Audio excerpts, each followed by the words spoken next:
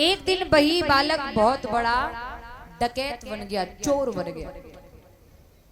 बालक चोरी में पकड़ा गया। उस बच्चे को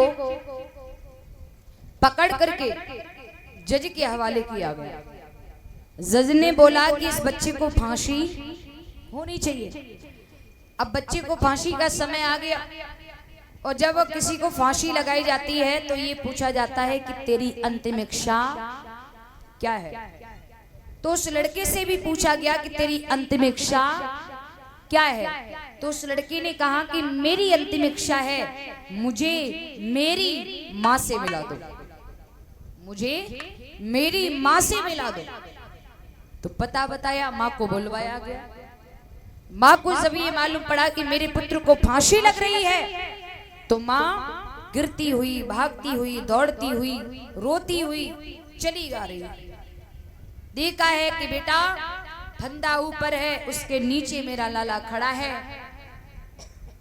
माता ने जैसे ही पुत्र को खड़ा देखा, दौड़ करके बेटा को सीने से लगाना चाहा, लेकिन लड़का आगे बढ़ा। आगे बढ़ के लड़के ने अपनी माँ के गाल में एक तमाचा मारा। माँ रो करके बोली, बेटा मैं इसलिए रो रही हूँ कि तुझे फांसी लग रही है, लेकिन तूने मुझे तमाचा क्यों मारा। तब वो लड़का कहता है कि माँ, जो मैंने तुझे तमाचा मारा, यही तमाचा तू मुझे उस दिन मार देती जिस दिन मैं पहली चोरी करके आया था। शायद है आज मुझे ये दिन देखने को नहीं मिलता। इसलिए माता निर्माता भवती, माँ ही बच्चे की निर्माण करता होती है, याद रखना।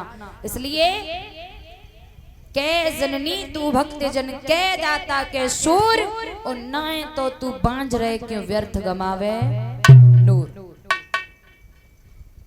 हे जन्म देने वाली माँ, या किसी सूरवीर को पैदा करना या किसी भगवान के भक्त को पैदा करना। मैया सुनीति ने बेटा को सर पे हाथ फेर करके आज्ञा दी और जवाब दिया, बेटा जाओ, मेरा आशीर्वाद है, तुम प्रभु की प्राप्ति करके ही लौटोगे। ध्रुव जी ने माता की आज्ञा पाई।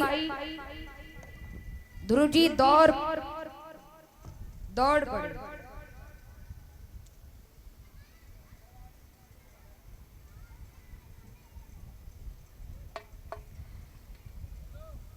और इसी के बीच में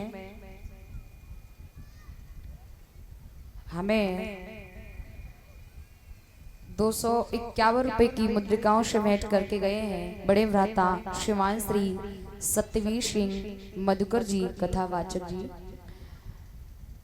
शायद यही थे, भैया भी आए थे जी। आप इधर निकल आए, आ जाए, चले आए भैया।